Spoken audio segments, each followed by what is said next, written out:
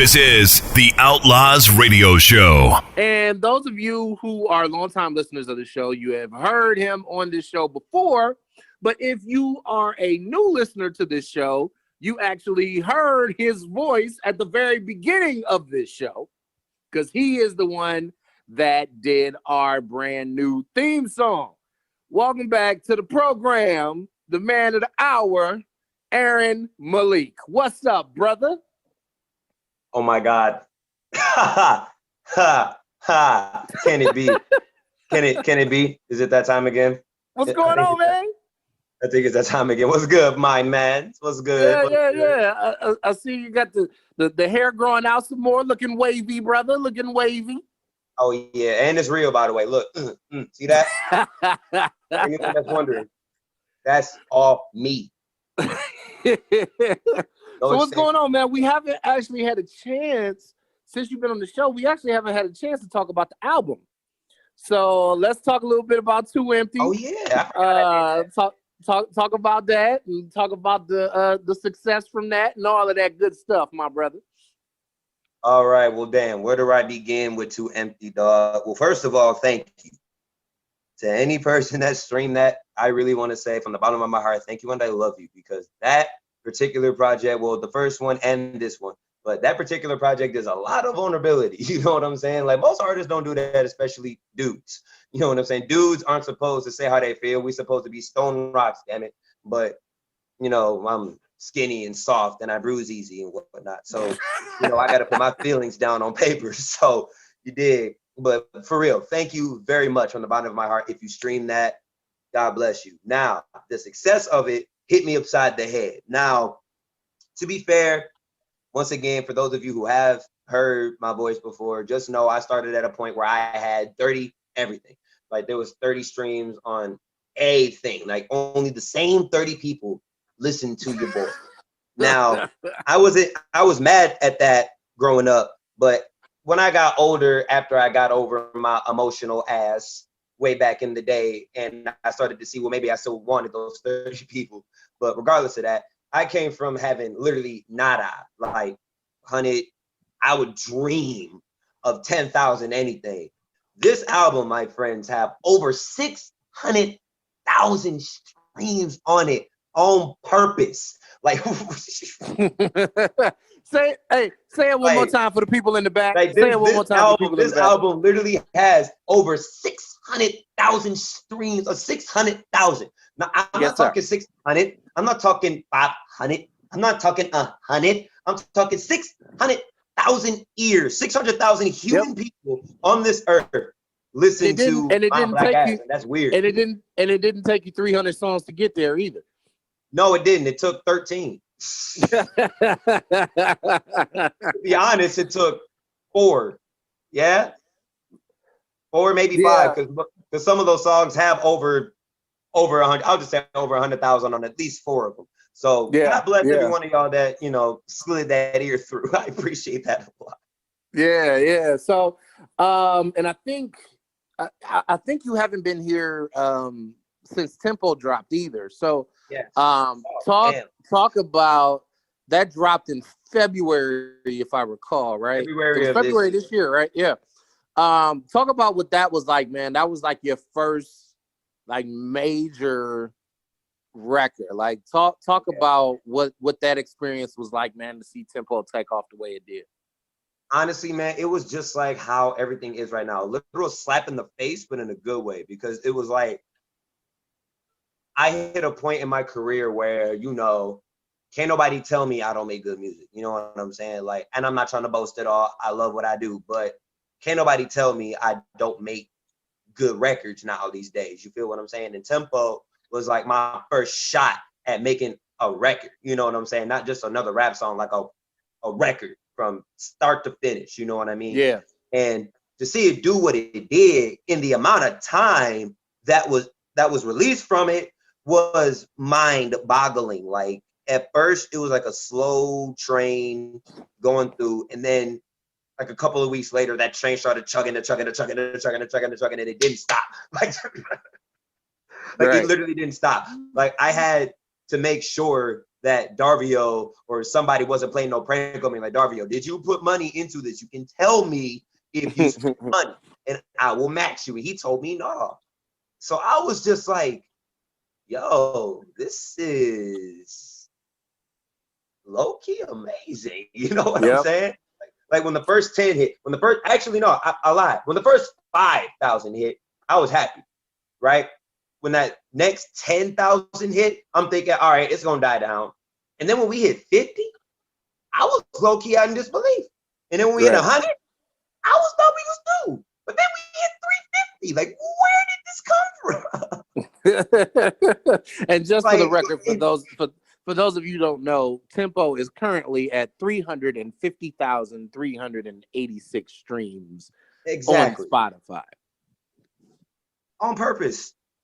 Yeah, people who chose I need y'all to understand. And just to put in perspective, I still don't cuss, y'all. Like, I still keep it relatively clean. You dig what I'm saying? Like, you can still play my songs around your kids, your grandparents, grandbabies, your mama, your daddy, the racist lady across the street. Guess what? Bro, don't cuss. So everybody gonna like something. You dig what I'm saying? It's like the dollar store, right? You go into the dollar store, you might see a whole lot of stuff you don't want, but you gonna always find something you like in the dollar store. Yes? Cool. Even though I'm not the dollar store, I'm more like Giant Eagle. But we're talking with Aaron Malik, and I know Dante, I know you got a question, so go ahead, brother. Yeah, so it's really twofold. What's the creative process like for you? How do you get to be inspired? And then the second part is like, when in your career did you get comfortable in a place of being vulnerable? Ooh, that's a dope question. So to go off the first one, the creative process is usually the most fun, I'll say. It's where I let life happen, if that makes sense. Like, I won't write anything for real. I might freestyle some things in my mind, try to like get an idea down, but I won't write anything until like something substantial in my life happens and I have to write. So to kind of put in perspective of that is like recently, like Darvio was talking before we started, I lost my cousin. And I was in a real like weird state of mind where I knew I didn't want to write a sad song, right? But I had this energy that I needed to get off. So it's at those times where I'm like, I need to write a record or I need to write something out. So that's usually how my creative process usually goes. And then to be honest with you, man, the age I got when I was comfortable with being like an open book, I'll say 18. That was the year I decided to take my music career as seriously as possible. There wasn't a doubt in my mind that I couldn't do this. And I didn't allow any outsider to tell me, no, you can't, you should try something else, or like give me any other option than just to chase music. You feel what I'm saying? And the circle I had was kind of the same way, where it was like, I found my one thing. They kept me focused on just that. So yeah, I'll definitely say 18 was the year I got real comfortable with letting all my emotions out, no matter how they looked in a way. That's dope. So music is therapeutic for you then. Yeah. My dad was a DJ actually. He owned his own party center. It's actually in this city. It's I don't know what it's called, but it's like 2 minutes up the way, like that away in that direction. Really? I never knew that. You never told me that. I didn't know that. That's dope. Oh, that's new. Oh yeah, Dad owned a party center, and he used to spin his not his own records, but he would spin records at the party center. Oh yeah, he had to jump in the corner to my mom. All right, that's what's up. Yeah, man, old dude spinning records and whatnot. And it was like he never knew that I had a passion. Unfortunately, we never had that conversation before. Conversation. Yeah. Glory, you know what I'm saying? But nah, man, that's pretty much how every record is created. Like it, and what's crazy about most records, no one would ever really know what I went through with that record. Like, okay, for example, right? When I wrote Tempo, I was in a relatively happy place. Like when Darvio sent me the record, I was already excited.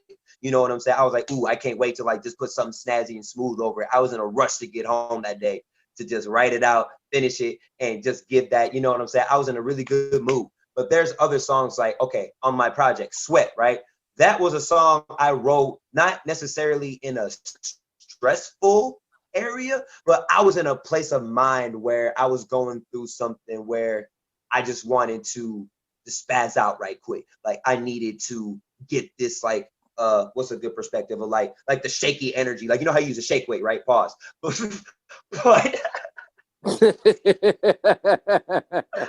but like that shaky energy you get, like that's what I feel like at a certain point I gotta get it off. And it just so happened this beat was like the best way for me to get that shaky feeling off.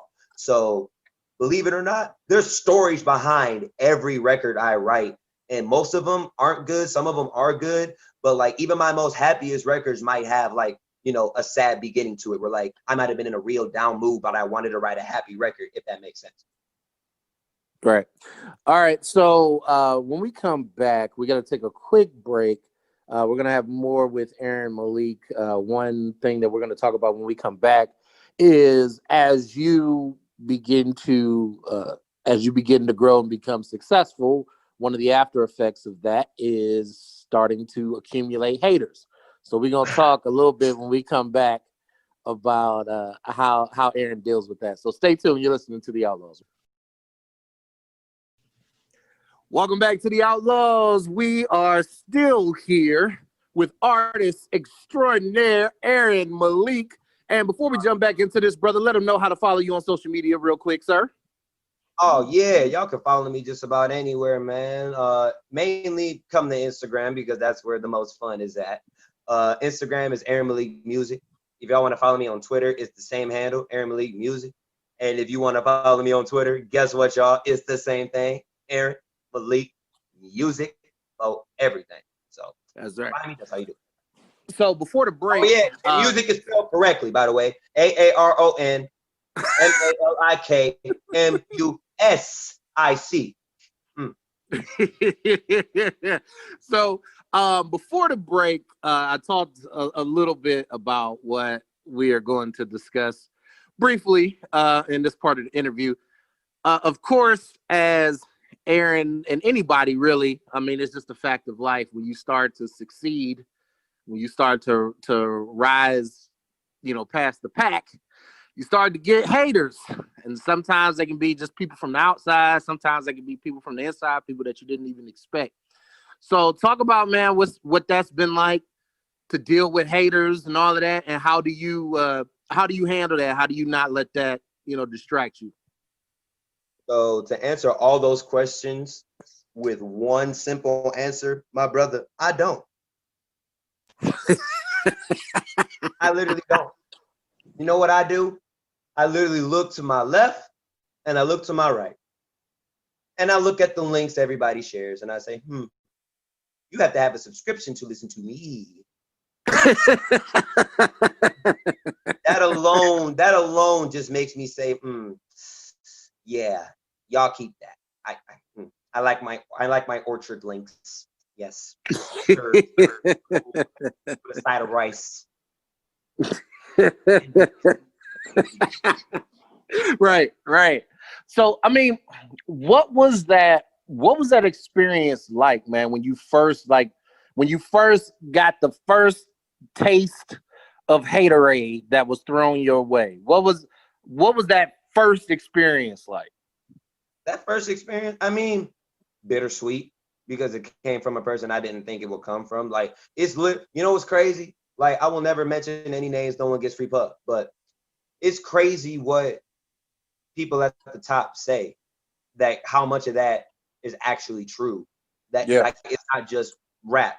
Like, that's actually real. Like, it be the ones that you would never expect to just be like, oh yeah, like I'm your enemy now, to become your enemy. And it's like, that's tough, brother. But you know, like one thing that I've learned, and my mama is the advocate for it, you gotta just keep it pushing, man. Like, you can't, not everybody can go with you, you know what I'm saying? And even if they still got something to say now, guess what?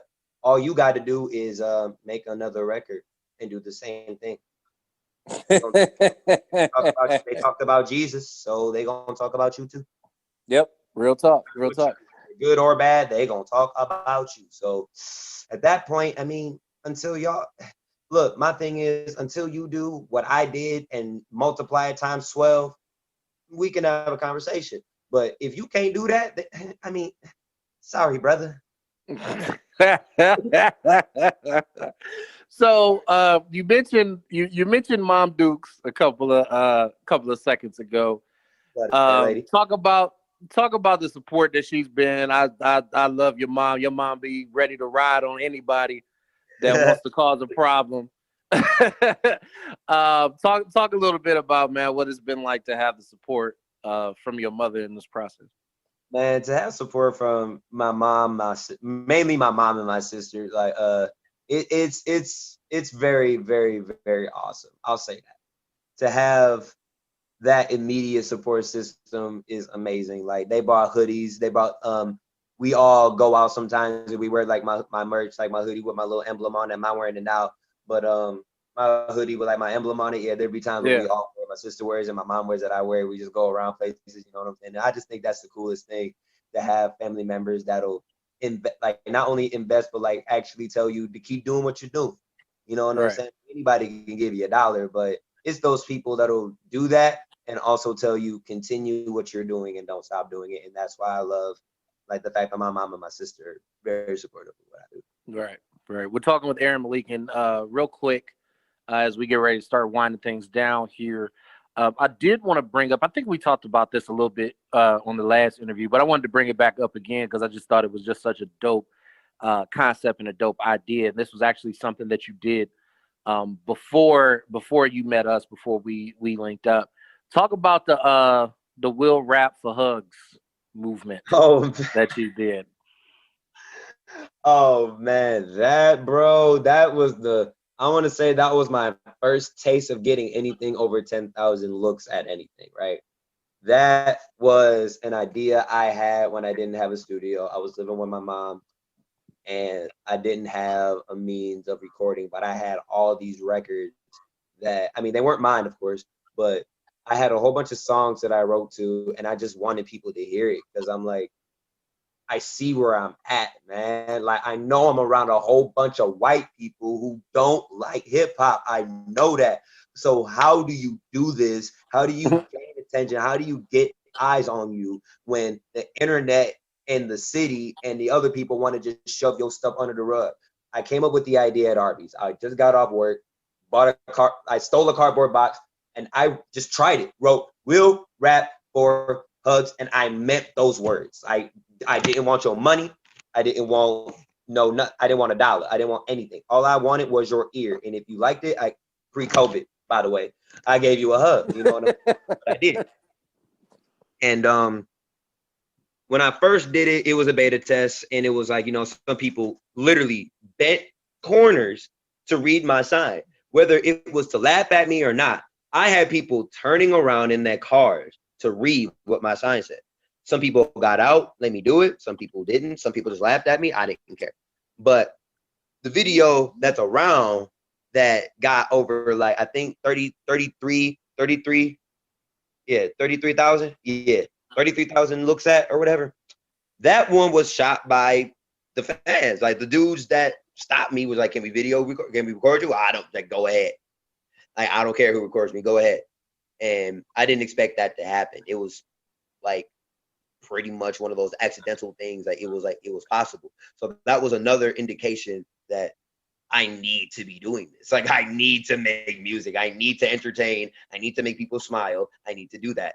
And that's what Rap for Hugs was for me. I might do it again when the weather break, just to, keep the tradition going, because I like to do it during the spring, but right. Like that right there, just the start of it, just even thinking back on it now, was like, wow, bro, that literally was just an idea, just to see how it would work. Right. So real quick, you have also been known as the rapper with the teddy bear. Talk about the teddy bear. Oh man, hold on, can I find him? Ted, where you at? Wait, can I find him? Is he to be found at the current moment? Yes. So this little guy right here, not really little, is the only one of his kind. This guy right here. Right. See him? Yep. See this guy? Yep. This is my roommate right here. He's the coolest roommate known to man. He don't say nothing. He don't eat. He don't do nothing. He just sit there and he chill. He don't eat up my light bill. He lay on the couch. Mind's business. This guy right here is the reason why a lot of people stop, because he was my road dog. I know people wouldn't just be like, oh yeah, bro, I'll roll with you, the rapper. Nah, bro, this dude will roll with me willingly. And you know, as you can see, we look a lot alike. So that plays, you know, that plays a hand in it too. You know what I'm saying? It looked like he has dreads, right? Yep, there it is. Yep. So he's like my son. You did what I'm saying?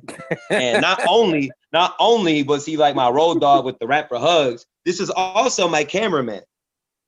Right. Yup, this dude right here, he's multi-talented. If y'all need a cameraman, this dude right here got you. He will stand completely still. Yeah, man, this is my dude. This is what got me. This is what gets me made fun of sometimes, but I don't mind it, because guess what? You remember the guy with the freaking teddy bear, don't you? Exactly. That's right. That's all right. I care about. You better remember the dude with the teddy bear, because he might just embrace your goofy ass. Right, exactly. So, man, for any aspiring artist, man, you've had like the last couple of years, man, have been like a roller coaster for you, man, and things are really starting to take off, man. Give some advice to any aspiring artist, man, who's trying to do this. Bro, the best advice I can give anyone, just do it. If you love it, do it. Do it to the best of your ability, because if the dude who chooses not to get into violence, chooses not to make records that emulate the coonery, if you will, do it. Don't copy nobody. Be yourself. Because if it worked for me, it'll work for anybody else. And that is what I will leave everybody with. Just find your passion, find your one thing. Find your one thing, find it. If it's music, if it's art, if it's that, whatever. Find it, learn it, and love it to death. And don't let anybody try to tell you you can't do nothing. They can't do it. If you think you can do it, you can do it. If they think you can't, it's because they can't do it. Facts. All right, y'all, make sure that y'all go stream the brand new song. Our theme song, Outlaws, is actually out now on Spotify, Apple, Amazon, iHeart, everywhere. Tidal. So make sure y'all go check that out.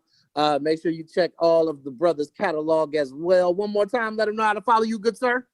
Oh yeah, you guys can follow me everywhere in the same fashion. Aaron Malik Music on Instagram. Aaron Malik Music on Facebook. Aaron Malik Music on Twitter. Oh, by the way, and if you guys want to see regular content out of me at a regular basis and you like to laugh, you guys can follow my gaming channel if you want. Simba Games _ on Instagram. I will literally try to make you pee of laughter. That's what I come to do. Yeah, make sure y'all want to follow that. On a side note, go ahead. Yep, absolutely. And when you Google his name, you know, a couple of articles from the Plain Dealer may come up. You know what I'm saying? I'm just saying. Thank you, my brother, for coming on the show, man. Appreciate it as always. Oh, man, it's all love. Let me know again. I mean, now that I have interview in my phone pretty much, y'all can let me know. All right. That's what's up.